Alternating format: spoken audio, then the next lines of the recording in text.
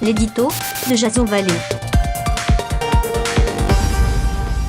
Bonjour, nous sommes le mercredi 7 novembre 2018 et voici le titre de l'éditorial que je signe sur les déplacements du président de la République dans le Grand Est.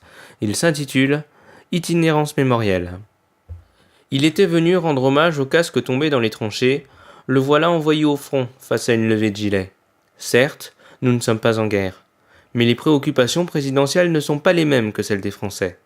Ce souvenir est important.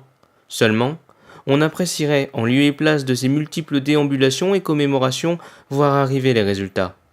L'exécutif s'aperçoit, au fil du voyage, qu'il existe une France des campagnes, appelée celle des oubliés, résignée de toutes ces politiques menées depuis des années. En revanche, il est étrange que personne ne lui ait rappelé ses propos tenus sur les gens qui réussissent et ceux qui ne sont rien. Entendant et assumant la grogne, un premier recul a toutefois été fait avec l'annonce de chèques énergie et carburant. Une méthode qui s'apparente à celle des bons de réduction.